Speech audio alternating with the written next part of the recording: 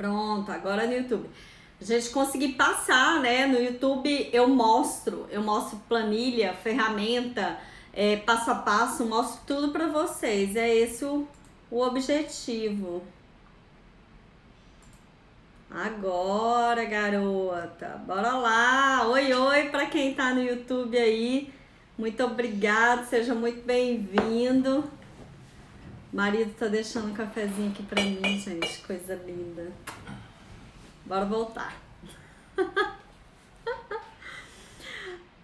Então, deixa eu falar sobre planejamento pra vocês, né? Se tem uma pessoa nesse mundo que é planejada, sou eu. Eu não sei se é porque eu sou aquariana, se eu sempre fui mais de exatas, se eu fiz engenharia, o que ajuda muito nisso também. Se eu puxei meu pai, eu não sei se foi tudo isso, mas fato é que depois que eu comecei também a organizar melhor a minha vida, a planejar, tudo fluiu, né? Tudo fluiu. Então, eu acho que sim, me ajuda muito e principalmente quando eu encontrei um método de organização, né? E quando eu falo de organização, não é ter papelzinho nas gavetas certas, tudo etiquetado, rotulado. É organização de vida mesmo, né? De saber o que é prioridade. Agora, é claro que eu sou daquelas que tem lista para tudo, enfim, quem me conhece sabe aí. Agora, é fato que eu nem sempre lidei bem com isso, né? Porque eu demorei para aprender que planejamento serve para não funcionar, para não dar certo, para não acontecerem.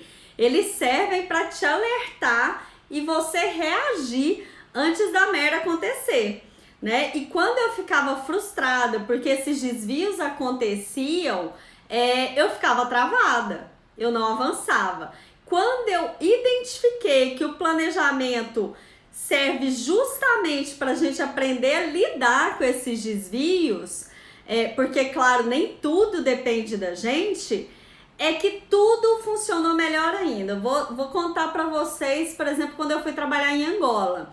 Eu fui trabalhar em Angola a convite da Odebrecht, construtora, né? A Odebrecht que todo mundo conhece, eu sou engenheira civil.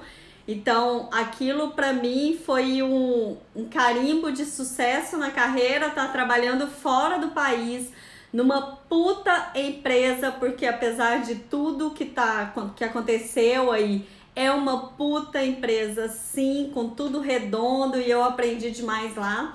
Fui para Angola trabalhar lá no interiorzão de Angola, acho que 600 quilômetros da capital, não, 400 quilômetros da capital, mas eu demorava 6 horas de viagem, porque um dos projetos que eu trabalhei foi na construção dessa estrada, né, da estrada da capital até onde eu morava.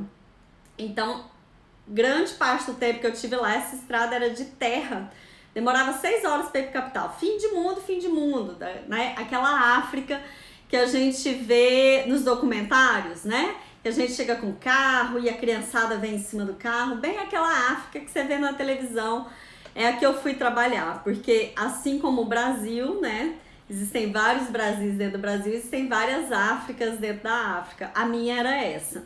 E aí, o nosso salário nesse trabalho era em dólar. Pensa que o dólar não era como tá hoje aí, né? Mais de R$5, mas cheguei a pegar dólar sim a 4 e pouco.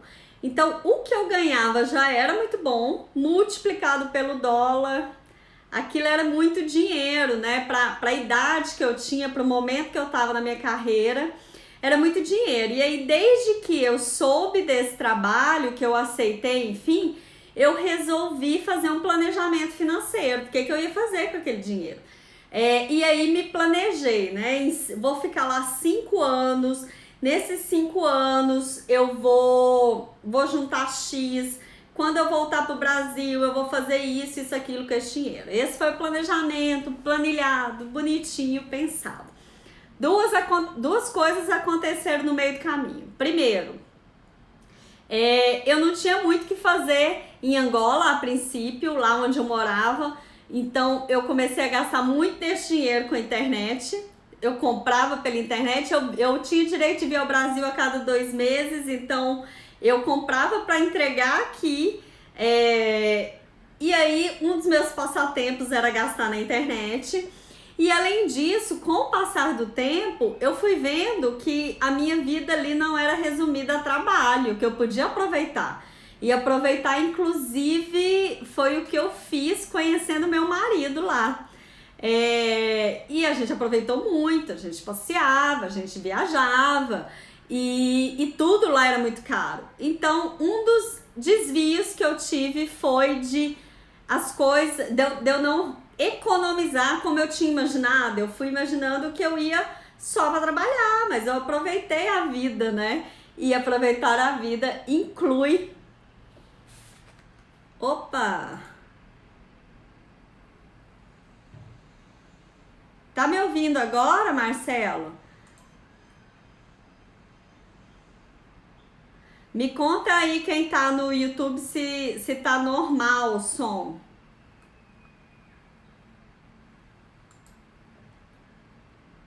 Que estranho. Deixa só um minutinho, gente. Deixa eu só testar.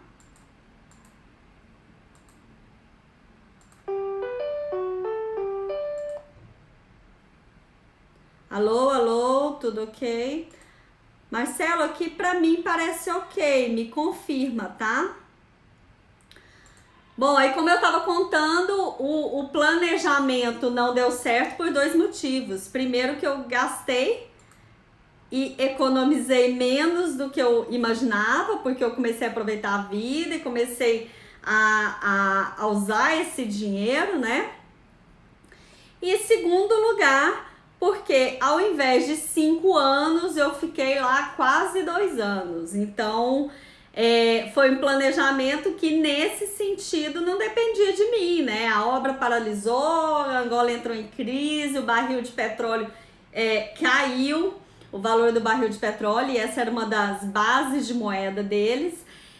Então, eu comecei a ter que lidar com a frustração de um planejamento não realizado. De todo jeito, eu voltei muito bem de lá, comprei um imóvel em Recife, um flat na beira da praia que me rendeu muito dinheiro ainda. Então não foi de todo mal, e além de ainda conseguir aplicar isso, eu aproveitei a vida, que é mais importante, né, gente? Também não é disso tudo. Então vocês entendem que no meio do caminho eu desviei, eu tive clareza do que era esse desvio, e falei, ok, eu quero continuar. Gente, só um minutinho, porque estão me falando que aqui no YouTube tá sem som. Estranho.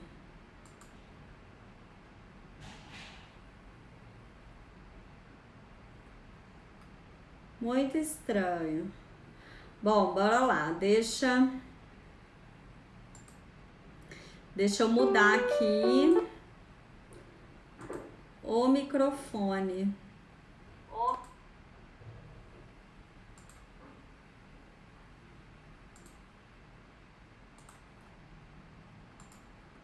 Vejam se agora tá ok.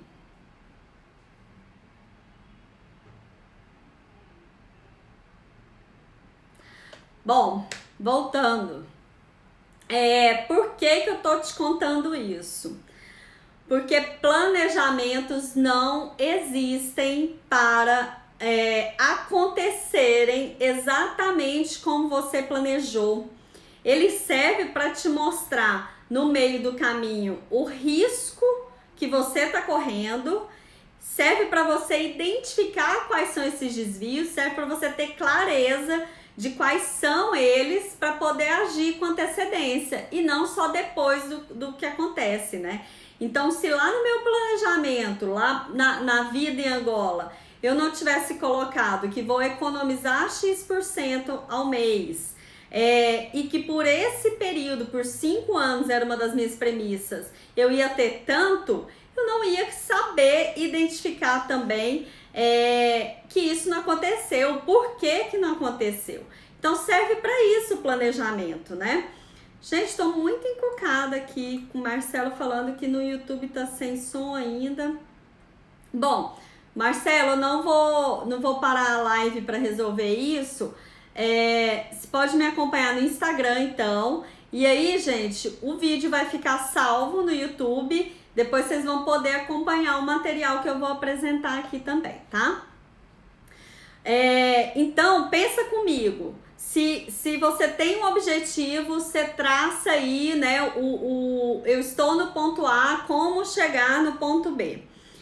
E aí, se você não planeja, vamos imaginar, vamos fazer um paralelo aí com uma viagem que você faça.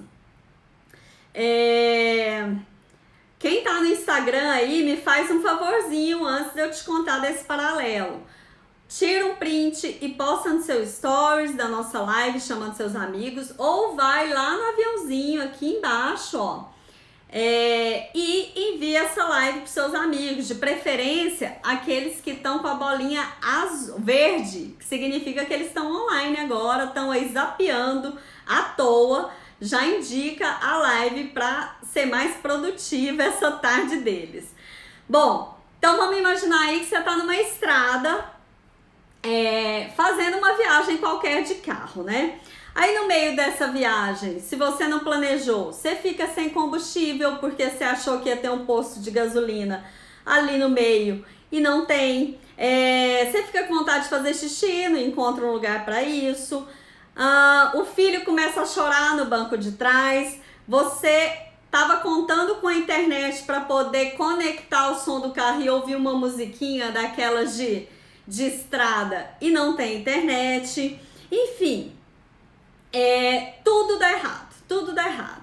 Se você planeja, não, você abastece o carro antes, calibra o pneu, leva uma distração pro filho, pega um lanchinho, uma água, prepara aquele pendrive com as melhores músicas de estrada, enfim, você vai preparado. Agora, não significa que no meio do caminho você não vai encontrar um buraco, que você não vai se deparar com um acidente na estrada que para tudo, ou até mesmo você sofrer um acidente, né? Nada disso é previsto. Então, o que significa? Que tudo pode estar lindo planejado. A única certeza que a gente tem é que tudo é incerto, que imprevistos vão acontecer. Então, da mesma forma, é o planejamento do seu negócio. Assim como a viagem de carro, ele vai servir para te antecipar de riscos que você correria com aquilo e te mostrar as soluções na medida em que as coisas, os imprevistos acontecem. Então, é essa a ideia, né? Mesmo que você planeje uma viagem linda, imprevistos ainda podem acontecer, mas pelo menos você minimizou alguns deles, alguns riscos que iriam atrapalhar aí seu caminho, tá? Então, não é do A ao B linha reta. No caminho tem desvios, mas você tem que voltar pro caminho. É essa a ideia do planejamento. Certinho, gente? Tudo certo?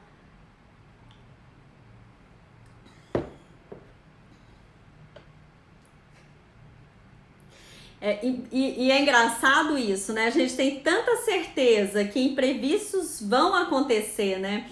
Você planejando ou não, mas se você planeja, você tem a possibilidade de errar. Se você não planeja, errar é uma questão de tempo, né? Fica com essa reflexão aí. Para mim, é muito isso, né? Eu ainda quero, o planejamento me dá uma chance de errar menos. Me fala aí se vocês concordam com essa ideia ou estou viajando. Me conta.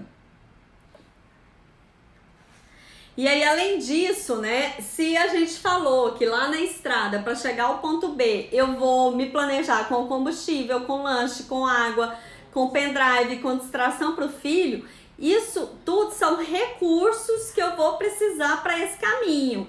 No planejamento é a mesma coisa. Se eu definir o que é necessário para chegar lá no ponto B, e a gente vai fazer esse exercício aqui, se eu definir o que é necessário para isso, eu entendo quais são os recursos, qual o investimento, quais os gastos serão necessários para aquilo e vou me preparar também. Não é no meio do negócio você falar, opa, eu preciso investir em qualificação para a equipe, isso vai me custar uma consultoria de 10 mil reais. De onde tirar? Pega empréstimo no banco? Não, lá no planejamento eu já defini que esse ano eu vou estruturar a minha equipe, eu vou fazer uma base sólida dessa minha equipe. Para isso eu vou precisar de 10 mil reais e como eu vou conseguir esses 10 mil reais também vai ser planejado, né? Não tem surpresas no meio do caminho, existem imprevistos, mas surpresas de realização de suas metas e objetivos não deve existir, porque naquele momento você já prevê os recursos necessários, seja ferramenta, pessoas, tempo, dinheiro, tudo que eu preciso para realizar e para poder chegar lá no meu ponto B. E agora é a hora em que a gente vai falar sobre o planejamento financeiro que funcione, né? Eu não tô falando daquele planejamento do Sebrae, né? Aquele que te mandam fazer quando você vai começar um negócio ou que você tem que apresentar para o banco, porque o banco, para te dar algum crédito, precisa entender o que você vai fazer com esse dinheiro. Não estou falando disso. Minha proposta aqui é te ensinar a fazer um planejamento que seja o seu melhor amigo, a sua bússola, aquele que você carrega embaixo do braço, sabe? E agora, que acontece normalmente, né? O que as pessoas normalmente fazem? E eu quero que você me diga aí se você se identifica com alguma dessas pessoas. Tem aquele tipo que faz o planejamento logo no início e nunca mais pega, põe na gaveta e fica lá. Ou 2, é do tipo Zeca Pagodinho, deixa a vida me levar, eu vou vivendo, eu não quero saber de nada. Ou 3, acha que isso é papo de consultor, que é muito difícil e nem faz. Me conta aí que perfil é o de vocês.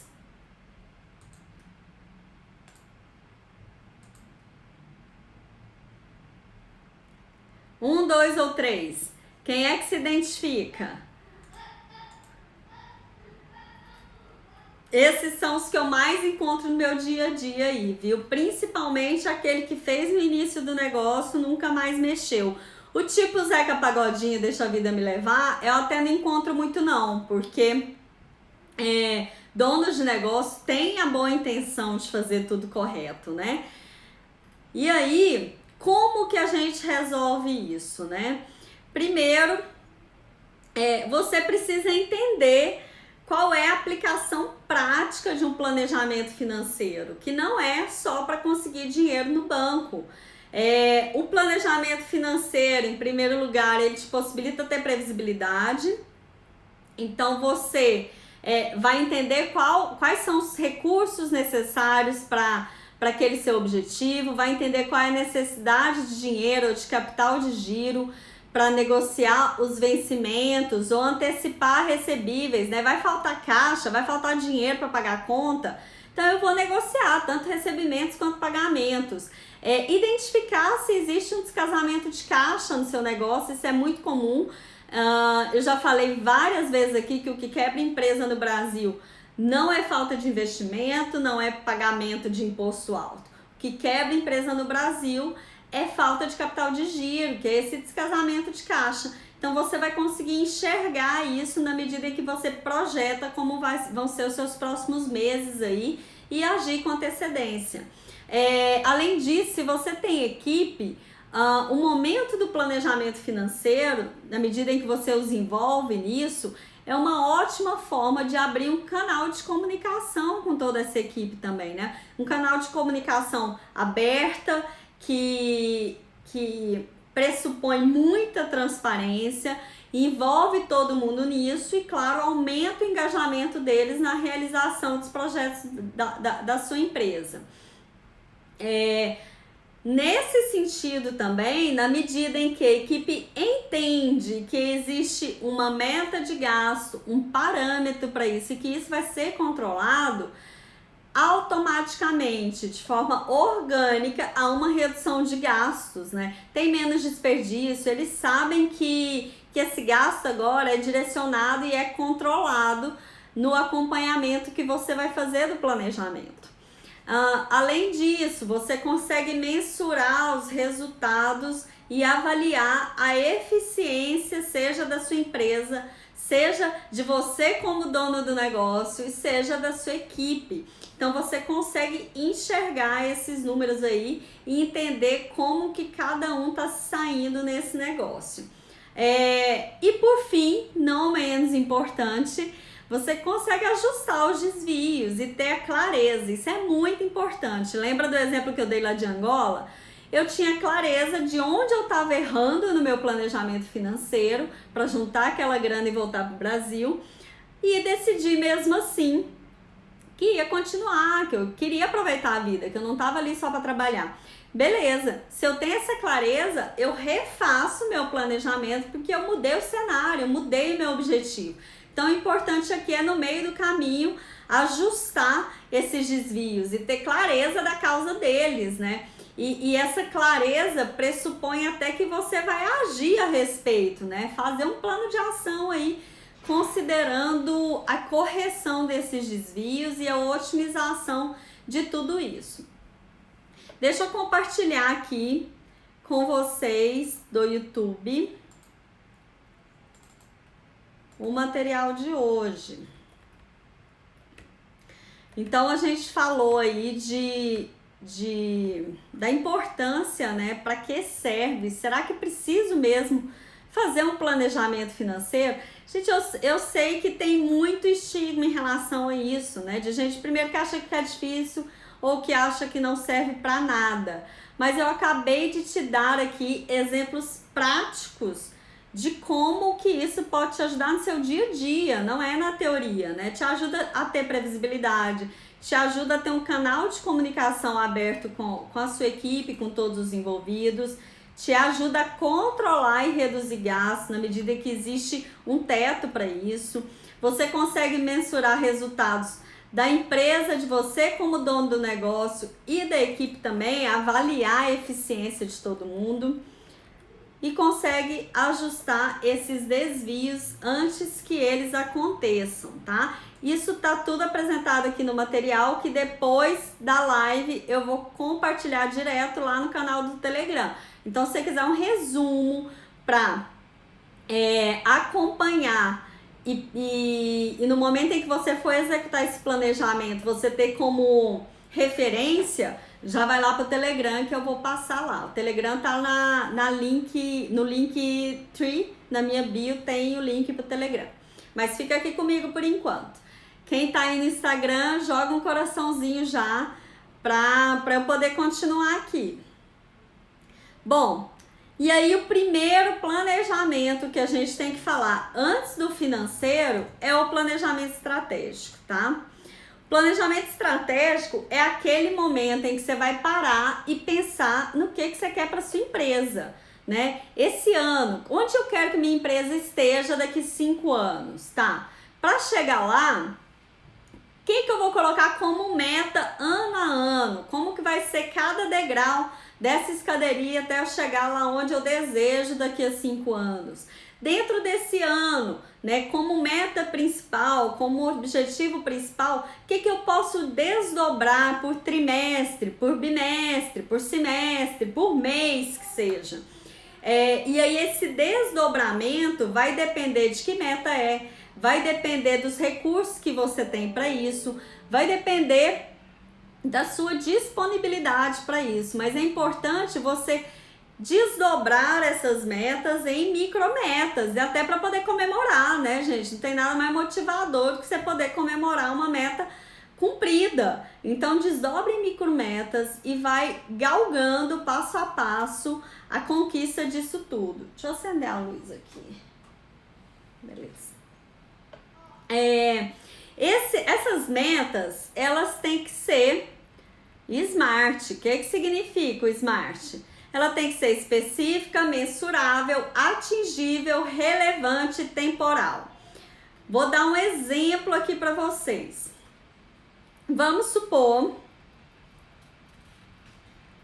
que a sua meta seja vender mais esse ano.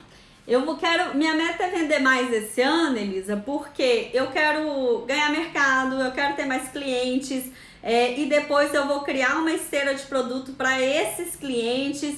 Então, se a minha estratégia é essa, eu preciso vender mais. Tenho esse foco hoje. Beleza. Então, concorda que vender mais significa de forma específica, né? O S do Smart, que eu quero aumentar as minhas vendas de, por exemplo, 15 mil para 25 mil por mês. Ok, eu tô aí já com o S do Smart definido.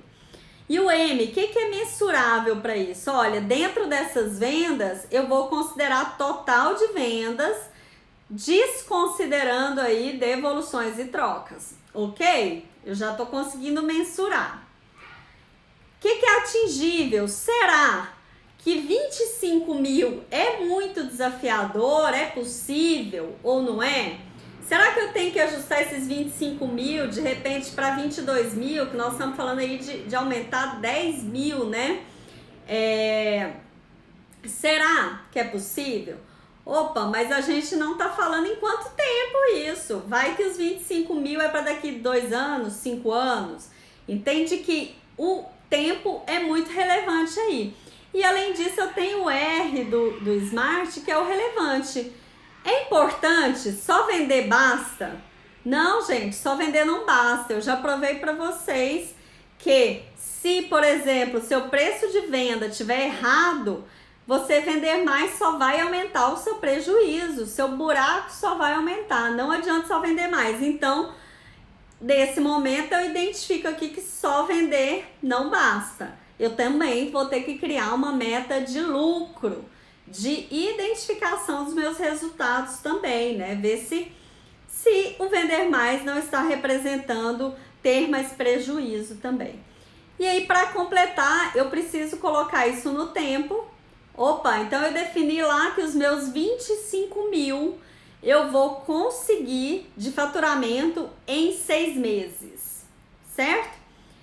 É arrojado, não é? Tenho que avaliar isso. E aí, esse avaliar não vai ser no feeling, não. Em termos de faturamento, eu vou dar para vocês também como analisar isso. Mas o que é importante? Olha a diferença. Antes eu tinha uma meta que era vender mais. Hoje a minha meta é aumentar as minhas vendas mensais em 47% em até 6 meses. Tá muito específico, tá realizável, tá concreto, tá objetivo, tá uma meta desafiadora e real, né? Não é ao vento, ela tá bem específica e real aqui para mim. Então, só assim eu consigo acompanhar. O vender mais não responde nada, né? Não significa nada, não é uma meta. Então, a gente agora criou uma meta Smart ou várias metas Smart e meta de faturamento. Eu vou falar para vocês com uma das formas, uma das ferramentas de se calcular isso, né? Que é através da margem de contribuição. Então, vamos lá. Se eu tenho uma margem de contribuição, que significa quanto eu faturo menos os meus custos variáveis, então vamos lá. Margem de contribuição também é chamada de lucro bruto. O que eu vou tirar do meu faturamento? Os custos variáveis. O que são custos variáveis? Aqueles que variam de acordo com a sua receita. Se eu vendo mais, eu tenho mais desse custo. Se eu vendo menos, esse custo também é menor. Então, vamos supor aqui que eu vendo camisetas. Eu faturei 10 mil reais com camisetas, né? Nosso exemplo aqui era 10 mil reais de faturamento. Não, 15 mil reais com camisetas. Dentro desses 15 mil reais, deixa eu até pegar o exemplo aqui. Dentro desses 15 mil reais, 10 mil reais são de custos variáveis. Então, olha a fórmula aqui, ó. O percentual de margem de contribuição ao lucro bruto é receita menos custo variável dividido por receita. Então, 15 mil menos 10 mil dividido por 15 mil significa que eu tenho uma margem de contribuição percentual de 33%. Segura aí. Estão anotando, gente? Me conta. Anotar é importante para poder aplicar depois. Ou entra no meu Telegram para pegar tudo bonitinho. Ok, para a minha meta de faturamento, eu vou considerar as minhas despesas fixas, a minha margem de contribuição, que é receita menos custo variável, o percentual dela, e o lucro que eu quero, né? Então, vamos imaginar que eu tenho de despesa fixa R$8.000 e lucro desejado, eu quero 20% de lucro em cada camiseta que eu vendo. Beleza, então minha meta de faturamento é a despesa fixa de R$8.000, dividido pela margem de contribuição de 33%, menos o lucro de 20%. Assim, a gente chega numa meta de faturamento de R$24.000. Então, vê lá que eu não vou mais pelo feeling para definir a minha meta. Eu tinha falado lá que a meta de vender mais vira aumentar as minhas vendas de 15 mil para 25 mil por mês em 6 meses. Questionei lá no Atingível, no A do Smart, se isso era possível ou se eu deveria ajustar para 22 mil de repente. E agora eu comprovei que para ter um lucro de 20% dentro dos parâmetros da minha empresa hoje, que é de despesa fixas de R$8.000, e margem de contribuição de 33%, na verdade a minha meta tem que ser de 24 mil. Mais específico, impossível. Então eu tenho aqui uma nova meta de faturamento. Beleza, você fez lá todo o seu planejamento estratégico, definiu metas, definiu indicadores, definiu o que você vai acompanhar. É hora de fazer o planejamento financeiro.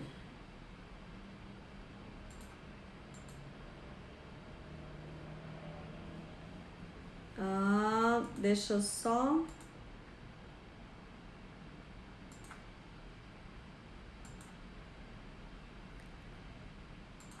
Hora de fazer o planejamento financeiro.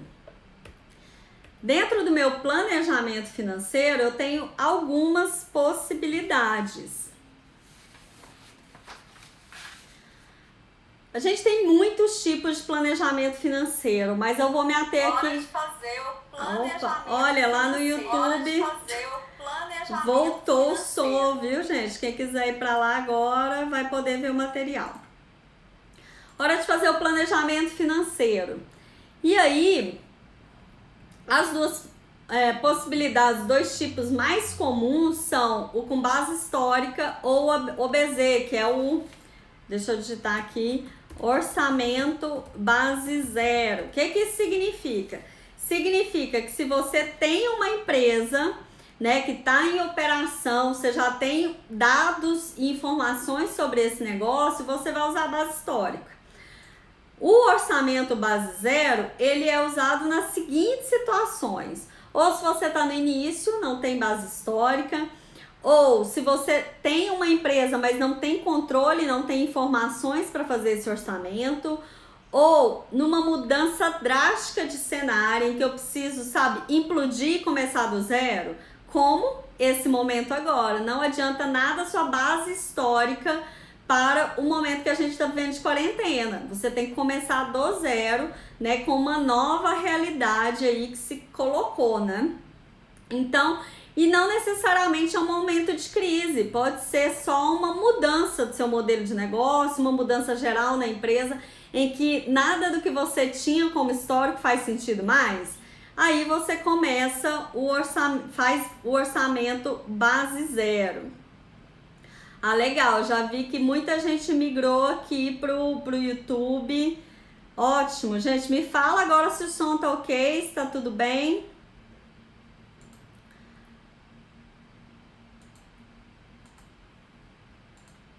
Bora lá. E aí, como que a gente elabora, a hora do passo a passo, papel e caneta na mão, que a gente vai falar sobre a elaboração desse planejamento financeiro. Primeira coisa que você vai fazer é levantar premissas, seja o seu orçamento base histórica ou orçamento base zero, tanto faz. E essas premissas, você vai ter as premissas internas e vai ter premissas externas. As internas dependem, são as que você tem poder sobre elas, né? Que você consegue agir a respeito. Então vai ser a meta de faturamento, a sua capacidade produtiva, a sua capacidade de entrega também. Política de venda, eu vou definir se a minha venda é a prazo, a partir de que valor eu vou fazer parcelamento, qual que é o tamanho dessa equipe. Essa é uma premissa importante também, porque a gente sabe que grande parte dos negócios, a folha de pagamento tem um peso relevante. Eu vou ter uma política de gestão de pessoas, mas Elisa, eu tenho que pensar nisso agora? Tem, porque tudo é gasto, né? Se você vai conceder benefícios como vale alimentação, transporte é obrigatório, né, para quem deseja, mas eu vou dar plano de saúde para minha equipe, eu vou fornecer um curso bimestral, eu vou comprar um treinamento para ela, tudo isso eu preciso definir também política de hora extra, né? Qual que vai ser o meu limite de aceitação de hora extras na minha empresa? Porque isso também é gasto. Vou definir política de contas a pagar. Como que vai ser meu pagamento? Eu vou sempre negociar 30/60, eu vou negociar desconto à vista? Como que eu vou conseguir fazer isso? Como é que eu quero que seja o meu caixa na operação desse negócio? Vou definir também o teto para investimentos, né? Quanto que eu pretendo gastar mensalmente com investimentos ou não. Eu não vou fazer investimento todo mês. Por semestre eu vou ter um teto de investimento que eu vou gerir aí.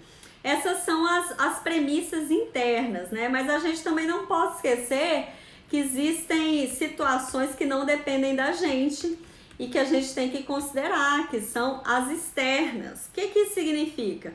O preço da matéria-prima, dos insumos. É claro que você vai fazer uma gestão de compras, você vai analisar, você vai cotar, mas isso não depende totalmente de você, né? Outra coisa que não depende da gente como dono de negócio é o dissídio definido, o dissídio coletivo definido para a equipe. A gente até premissa isso no planejamento, né? De 8%, a gente tenta premissar isso até com uma folga para não ter surpresa depois, né? Vai ter um reajuste anual de 8%, 10%, para que isso esteja incluso aí também nos seus gastos. Vamos considerar a inflação, encargos trabalhistas, a tributação, tudo isso são premissas que você já tem que conhecer antes de começar a mão na massa aí do seu planejamento financeiro. Segundo passo é lançar... Gente, deixa eu só acender uma luz aqui para ficar melhor.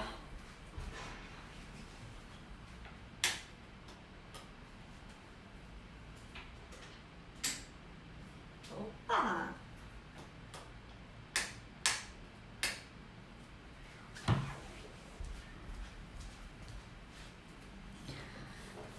Hoje eu tô apanhando, viu? Isso é reflexo de quem não se planejou para esses imprevistos, né? O som do YouTube, a luz, achei que a luz natural ia acompanhar mais. Mas me preparei, hein, gente? Tá um material bonitinho aí. Bom, continuando. Depois de levantar todas as premissas, internas ou externas, é hora de lançar as receitas e gastos também, ou com base histórica ou do zero, né? E aí, pega o fluxo de caixa e vai fazendo linha a linha, né? Eu vou fazer a projeção do faturamento, depois eu vou fazer a projeção dos impostos sobre esse faturamento, a dedução sobre vendas, depois eu vou colocar a projeção dos custos variáveis, né? E lembra que o custo variável ele varia de acordo com o faturamento. Então, se você colocou um faturamento aumentando, esse custo tem que acompanhar necessariamente. Aí dentro das despesas fixas, eu vou colocar quanto que eu gasto com o pessoal, quanto que eu gasto com a minha estrutura. Depois eu vou incluir também quais são os investimentos necessários para aqueles objetivos, aquelas metas que eu defini lá no meu planejamento estratégico acontecerem. E vou definir também quanto que eu preciso aí de capital de giro, de dinheiro para fazer com que essa empresa rode e não pare no meio do caminho por falta de dinheiro. Então, depois que eu lancei todos essas projeções, e deixa eu dar um exemplo para vocês aqui de uma projeção com base zero, né? Vamos supor aí um restaurante que tá começando, né? Ele não tem ideia de quanto que ele vai faturar, nem quanto ele vai gastar por mês. Então, o que ele pode fazer? Isso vale para qualquer outro negócio, né? O restaurante, por exemplo, tem uma capacidade de receber clientes na medida do número de mesas dele, né? Então, vamos supor que ele tem 30 mesas. E isso você vai analisar a sua capacidade de produção, de entrega aí também. Mas vamos lá, o restaurante tem 30 mesas, ele vai servir almoço. Essa é uma premissa importante também, né? O que você vai vender, em que momento. Então, vamos supor que ele definiu que ele vai vender almoço, um restaurante por quilo, que seja. Ele tem 30 mesas e ele sabe que o fluxo ali na hora do almoço é bacana, é uma região de muito comércio, muita gente que trabalha ali perto pode almoçar, então ele colocou uma rotatividade de 2 vezes por almoço. Então, aquelas 30 mesas representam 60 mesas ocupadas no almoço no dia aí, por dia. Aí, dessas 60 mesas, vamos imaginar que a média de ocupação delas é de 3 pessoas por mesa, ou seja, eu vou vender 70 almoços por dia, né? Se eu coloco como ticket médio é quanto cada cliente paga, né, por aquela refeição. E aí eu considero aí que vende suco, refrigerante, chocolate, junto à sobremesa. Vou colocar um ticket médio de R$20. Isso significa que por dia o faturamento é de R$3.600, ou seja, 180 almoços a R$20 cada. Além disso, eu não vou trabalhar só esses dias, eu estou premissando, veja como as premissas são importantes, eu estou premissando que eu vou trabalhar de segunda a sábado almoço, então eu vou trabalhar por 26 dias com um faturamento médio de R$3.600 por dia, eu tenho um faturamento médio mensal de R$93.600, R$93.600, é isso. Eu defini faturamento, né? Mas vamos voltar lá nas linhas do meu fluxo de caixa. Eu tenho que definir também quanto custou cada refeição dessa, né? Em média, essa refeição que eu vendi por R$20, o ticket médio, quanto que ela custou. Eu tenho que definir, eu posso definir a partir dessas premissas de número de clientes, de refeições diárias, de refeições mensais, eu posso definir aí quantos guardanapos eu vou precisar, quantos canudos eu vou precisar, quantos garçons, se tiver garçom eu vou precisar, quantas pessoas de limpeza eu vou precisar, forro de mesa, eu tenho que investir nisso, copo, prato, tá entendendo que tudo é com base no fluxo que você definiu lá atrás? Isso é parâmetro para o resto também. Além disso, sei lá, 50% dessas refeições eu vendo no cartão. Então, qual que é a taxa desse cartão que eu vou ter que colocar também? Uma coisa vai puxando a outra e assim você consegue lançar receitas e gastos, tá? Se você tem uma base histórica, que seu negócio já está em operação, use isso, mas de forma muito criteriosa, senão você tá só fazendo mais do mesmo, né? Só repetindo aí no futuro o que você já faz hoje. De repente, é estratégico você colocar um olhar aí de base zero para poder movimentar e rever toda a gestão do seu negócio também. Não necessariamente porque você tem um negócio que você tem que usar a base histórica para ele. Você pode rever considerando base zero, tá? Terceiro passo é fazer isso por um período que esteja alinhado com o seu planejamento estratégico. Então, Se o meu planejamento estratégico é de 5 anos, eu fui quebrando essas metas anualmente, semestralmente, mensalmente, faça um planejamento de todo esse planejamento estratégico, faça o financeiro desse planejamento estratégico. Ou não, Elisa, eu fiz só de 1 ano e aí eu quero acompanhar semanalmente. Então vamos quebrar esse planejamento financeiro por semana também, para você acompanhar de acordo com a sua estratégia maior, né? Quarto passo é definir metas de crescimento, né? Vamos imaginar aí que você projetou considerando a situação atual. Não, a gente precisa de metas para se movimentar. Então, imagina aí que eu vou colocar um aumento de 10%, 5% a cada 3 meses e vou correr atrás disso, vou fazer um plano de ação para que isso aconteça. Então, eu vou definir tanto meta de aumento de receitas quanto meta de redução de gastos. Se o meu lucro vem daí, né, de receita menos gastos, eu tenho que otimizar a receita e reduzir gastos. Essa é a ideia. Então, de tempos em tempos, eu vou fazer essa análise para redução de gastos, esse plano de ação, e também vou ter metas aí de crescimento percentual ou em quantidade, ou de ajuste de preço de venda. Quando a gente fala de aumento de receita, de redução de gastos, esses são 2 pilares. Mas dentro de cada pilar tem uma infinidade de ações que você pode fazer. Eu tenho uma aula aqui no YouTube que se chama Como Ter Mais Lucro. E eu falo detalhadamente sobre isso. Você consegue montar um plano de ação completo com essa aula lá. Então, dentro, por exemplo, das metas de crescimento de receita, você pode ter como estratégia aí aumentar o volume de vendas, aumentar o preço de venda, né, o valor do seu preço de venda, ou você pode fazer os dois, ou você pode criar novos produtos e serviços, você pode aumentar seu portfólio, você pode aumentar o ticket médio, que é diferente de aumentar o preço de venda, você pode aumentar o ticket médio com um upsell, um cross-selling, 1000 possibilidades, gente, vão lá olhar quais são. Estão anotando tudo? Passo a passo, bonitinho. Me digam aí se está curtindo. Deixa eu ver se aqui no YouTube tá ok. Massa, parece que o som tá funcionando agora.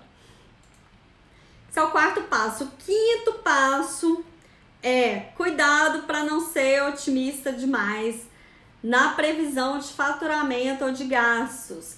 Eu costumo brincar e é verdade, se tem uma hora em que você deve ser pessimista, é na hora do planejamento. Por quê? A gente se empolga, a gente quando tem um negócio acredita nele e a tendência é ser muito otimista nas receitas, né? Colocar uma receita muito maior do que você vai conquistar e colocar também uma gestão de gastos muito melhor do que a que você vai conseguir fazer. Então, eu sempre faço isso, no final do planejamento, aquele tapinha final significa reduzir aumentar essa meta de faturamento. Então, se eu coloquei lá, reduzir, se eu coloquei lá que eu vou faturar X, nos próximos meses eu coloco 95% desse X para ficar realista, porque normalmente a gente acha que vai faturar muito mais do que é o real, né? Dentro desse otimismo que o empreendedor normalmente tem. E a mesma coisa para os gastos. Se eu definir X, eu vou jogar lá uns 5, 10% a mais de gastos, porque eles sempre acontecem, é desse jeito. Então, para não bagunçar tudo, para não virar tudo uma loucura, tem essa pincelada final aí, uma diquinha de ouro para vocês do que eu pratico nos meus planejamentos e no planejamento também dos meus clientes, tá? 6º lugar, você tem que enxergar todos os impactos dessa estratégia, sabe? Efeito borboleta? É isso mesmo. Como que você vai fazer isso, né? Você, na medida em que enxerga que eu aumentei receita, então tem aumento de custo variável, ou se a premissa lá do dissídio coletivo, que é uma premissa externa, pode ser maior ou menor com base no que já aconteceu. Eu enxergo que cada uma dessas estratégias, né, vai reverberar em outras áreas da empresa, né? Ou seja, Elisa, eu decidi que eu vou vender mais. Isso significa que eu tenho que incrementar a equipe ou que eu tenho que comprar mais produtos e para isso eu vou precisar de mais capital de giro. Enxerga a empresa como um todo, né? A empresa é uma floresta. Se você enxerga só as árvores e não essa floresta, você vai ter problemas depois. Então, eu imaginei um faturamento muito otimista e não espelhei ali os custos, as despesas que isso vai representar no final, né? Que essa estratégia de aumentar as vendas vai representar no final. Por fim não, tem outra estratégia aqui nesse passo a passo. Se você está endividado, planeja a quitação dessas dívidas com seu lucro, né? A hora é essa, de fazer um levantamento aí de todas as dívidas, definir prioridade para esse pagamento e quitar mês a mês um pouquinho de cada, né? Quem está endividado aí normalmente se desespera, mas não se desespere, existe um planejamento para isso. Nem que você demore 1 ano, 5 anos, 10 anos, você tem que conseguir arcar com essa quitação das dívidas com o resultado operacional do seu negócio, ou seja, o seu lucro. Então, é um momento de simular isso também no planejamento financeiro, tá? Por último, você tem que acompanhar se isso está acontecendo. Nada de fazer um planejamento e colocar na gaveta e nunca mais acompanhar, nunca mais fazer nada a respeito, tá? E aí, esse acompanhamento vai ser mensal, vai ser semanal, vai ser diário? Depende do seu objetivo, depende do momento do seu negócio, depende da criticidade do seu negócio. Vou te dar um exemplo. Quando eu trabalhava em obras, existiam algumas metas que eu acompanhava, não era por mês, não era por semana, não era por dia, era por hora. Então, se eu tinha que cumprir a execução de um serviço em tanto tempo, eu tinha que saber quanto ele avançou por hora, sabe? E se isso estava definido lá no meu planejamento, eu tinha que acompanhar no mesmo sentido. Outra coisa, se você está acompanhando e está vendo que os desvios que estão acontecendo representam, né, que esse planejamento parou de fazer sentido ou teve uma mudança no modelo de negócio que você precisa adequar, revisa, né? Ele não é estático, ele é dinâmico. É claro que você não pode ficar mudando o tempo todo, senão ele só vai espelhar o que aconteceu e não o que você quer que aconteça. Mas é saudável sim você acompanhar e revisar esse planejamento de tempos em tempos. Deixa eu só ver aqui agora como que tá o tempo no Instagram, porque da última vez ele caiu e eu perdi tudo do Instagram. Para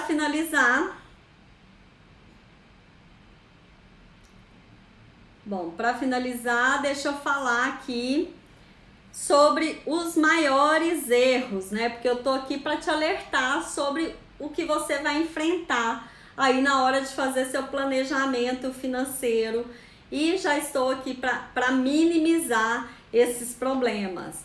Quais são os maiores erros que acontecem, né? Ou você deixar de fazer o planejamento porque não definiu qual ferramenta vai ser para isso, se é um Trello, se é um Excel, onde você vai fazer isso, ou escolher a ferramenta errada.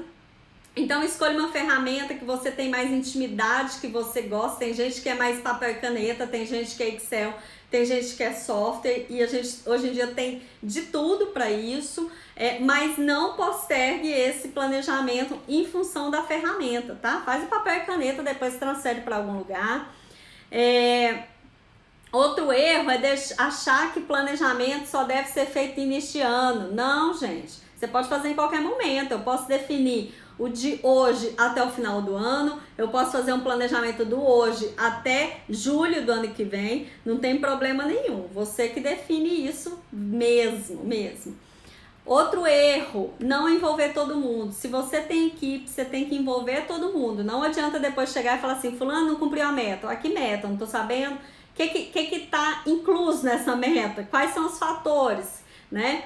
Então, envolve todo mundo da sua empresa nisso. Não definir responsabilidade de cada meta ou ação. Mesma coisa, fulano, você não cumpriu a meta. Opa, eu não sabia que eu era o dono dessa meta. Como que eu tô sendo cobrado por isso? Então, se você tem equipe, envolva todo mundo e fale, olha, cumprimento, acompanhamento dessa meta é sua responsabilidade, tá? E é você também que vai ganhar os louros por isso e de repente ganhar um guerigueri aí, um presentinho em função desse cumprimento e dessa vitória. Outro erro, não definir indicadores, sabe? Eu faço meu planejamento e ele fica lá no papel, eu não sei o que acompanhar, né? Como que eu vou medir se eu estou cumprindo essas metas ou não? E aí são as metas para esses indicadores, né? Eu quero lucro, beleza. Quantos por cento é essa lucratividade? Não, eu quero aumentar minhas vendas, e quantos por cento? Então, quando você faz a Smart, você consegue enxergar tudo isso, né? Você tem uma meta mensurável para ser acompanhada e consegue identificar se isso está acontecendo ou não. E esse é o outro erro, não acompanhar, colocar na gaveta. A gente já falou sobre isso. O outro erro e último erro que eu acho o pior é, como eu lá em Angola, se eu tivesse desistido porque eu não estava cumprindo a minha meta, então eu vou chutar o balde e não vou juntar mais dinheiro. Não.